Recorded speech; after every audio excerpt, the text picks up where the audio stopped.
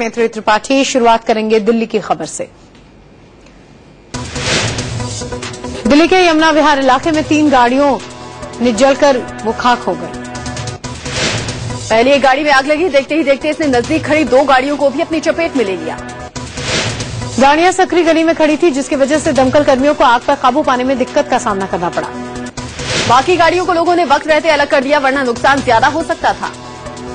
गाड़ी में आग कैसे लगी, ये फिलहाल साफ नहीं हो पाया है। यूपी के मुजफ्फरनगर में खड़ी बस में अचानक भीषण आग लग गई। पेट्रोल पंप के पास खड़ी बस में आग लगने से आसपास अफरा तफरी मच गई। बस में आग ऊपर से गुजर रहे बिजली के तारों में शॉर्ट सर्किट होने की वजह से नागरिक मारे गए हैं। नेपाल मनाग और मस्तांग इलाके में राहत और बचाव का काम जारी है। बर्फीले तूफान से 18 विदेशी पर्वतारोहियों को जिंदा बचाया गया है।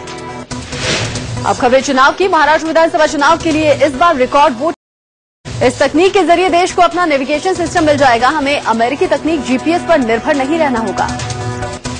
7 सैटेलाइट्स के जरिए सीमा से 1500 किलोमीटर तक निगरानी रखने में मदद मिलेगी। हुदूद तूफान के बाद आंध्र प्रदेश के विशाखापट्टनम में खाने पीने की लूट मची हुई है।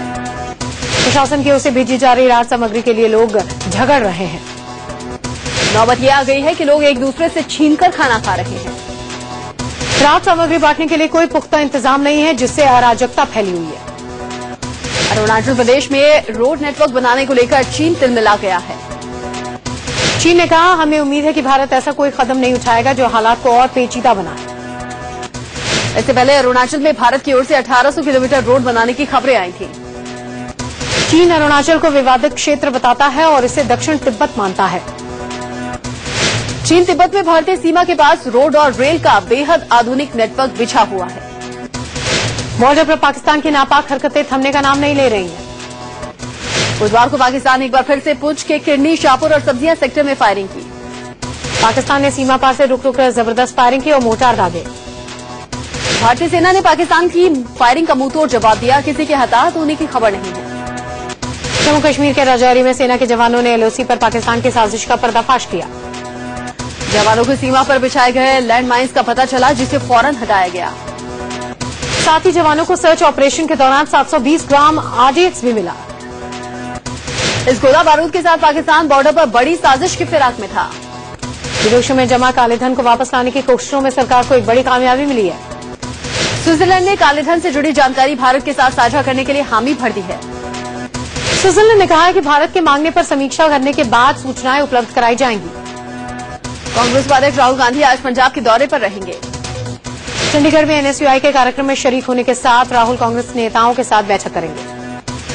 आपकी टिकट पर लोकसभा चुनाव लड़ने वाली शाजिया इल्मी ने नई दिल्ली में सफाई अभियान चलाया। इस मौके पर बीजेपी के प्रदेश अध्यक्ष सतीश उपाध्याय भी मौजूद रहे। शाजिया ने आप संयोजक अरविंद केजरीवाल और बीजेपी सांसद मीनाक्षी लेखी को भी आने का न्यौता दिया था, लेकिन दोनों ही नहीं आए। बीजेपी के साथ बढ़ रही शाजिया की नजदीकियों से राजनीतिक गलियारों में ये चर्चा जोरों पर है कि वो जल्द बीजेपी में शामिल हो सकती है। बिहार के समस्तीपुर में कार्यक्रम में पहुंचे सीएम जीतन मांझी का हेलीकॉप्टर कीचड़ में फंस गया। सुरक्षा कर्मियों ने धकेलकर सीएम के हेलीकॉप्टर को बाहर निकाला।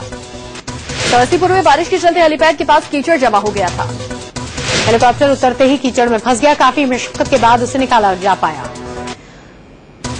फेसबुक पर पश्चिम बंगाल की मुख्यमंत्री ममता बनर्जी पर विवादित टिप्पणी करने पर एक युवक को जेल जाना पड़ा। युवक मालदा जिले का रहने वाला है। टीएमसी समर्थक की शिकायत पर कार्रवाई हुई। हैदराबाद के पुलिस आयुक्त महेंद्र रेड्डी ने जानलेवा बीमारी से जूझ रहे 10 साल के सादिक को 1 दिन का कमिश्नर बना दिया है। सादिक की इच्छा थी कि वो 1 दिन के लिए पुलिस कमिश्नर बने। दिल्ली के जगतपुरी में 12 साल के बच्चे के साथ यौन शोषण का मामला सामने आया है। आरोप पास के एक दुकानदार पर लगा है। पुलिस ने पॉक्सो एक्ट के तहत मामला दर्ज कर लिया है। बताया जा रहा है कि आरोपी बच्चे को वीडियो गेम का लालच देकर उसका यौन शोषण करता था। बच्चे ने बताया कि आरोपी ने उसे जान से मारने की धमकी भी दी थी। फिलहाल आरोपी फरार है। दिल्ली में बदमाशों की फायरिंग में मारे गए कांस्टेबल जगबीर के परिजनों ने 1 करोड़ का उन्हें मुआवजा दिया जाएगा। बिहार शरीफ थाने में एक महिला ने मंचलों की पिटाई कर दी। पुलिस के सामने ही महिला ने उसे कई थप्पड़ मारे। एक छात्रा से छेड़खानी के आरोप में 3 मंचलों की गिरफ्तारी हुई थी। पीड़ित लड़की और उसकी नानी थाने में शिकायत दर्ज कराने पहुंची थी। इसी दौरान नानी ने हाथ उठा दिया।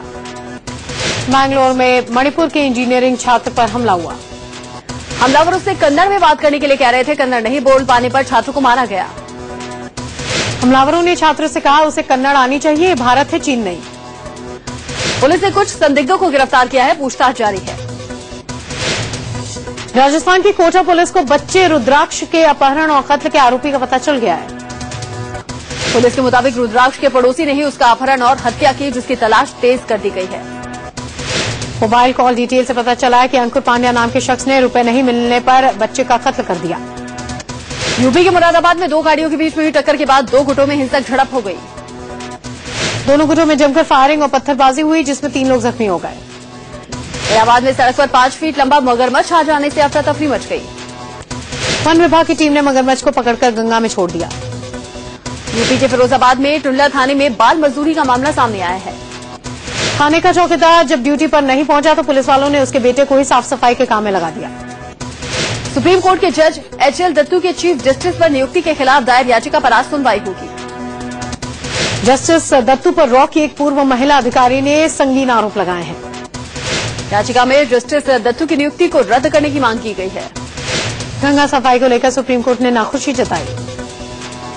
कोर्ट ने कहा कि ऐसा लगता है 10 सालों में गंगा सफाई के लिए कोई काम ही नहीं हुआ। गंगा सफाई को लेकर सुप्रीम कोर्ट ने केंद्र सरकार को फटकार लगाई है।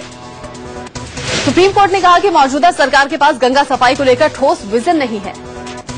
सुप्रीम कोर्ट ने गंगा रिवर बेसिन अथॉरिटी में टेक्निकल आदमी को रखने पर जोर दिया। कोर्ट ने कहा कि ऐसे कामों के लिए मेट्रो मैन ई श्रीधरन जैसे लोगों की जरूरत है। यौन शोषण के आरोपी आसाराम की दूसरी दिवाली भी जेल में ही कटेगी। सुप्रीम कोर्ट ने आसाराम को नियमित जमानत देने से इनकार कर दिया है।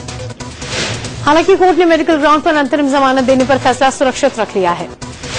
सुप्रीम कोर्ट ने एम्स के डॉक्टर से पूछा है कि आसाराम को सर्जरी की जरूरत है या नहीं। एम्स के डॉक्टर्स को 4 हफ्ते के अंदर सुप्रीम कोर्ट में जवाब देना है। इंदौर में एक बर्खास्त जज को घूस लेते हुए रंगे हाथों गिरफ्तार किया गया। लोकायुक्त की टीम ने छापा मारकर 20,000 रुपए घूस लेते बर्खास्त जज को गिरफ्तार कर लिया है। जज को भ्रष्टाचार के ही एक मामले में बर्खास्त किया गया था।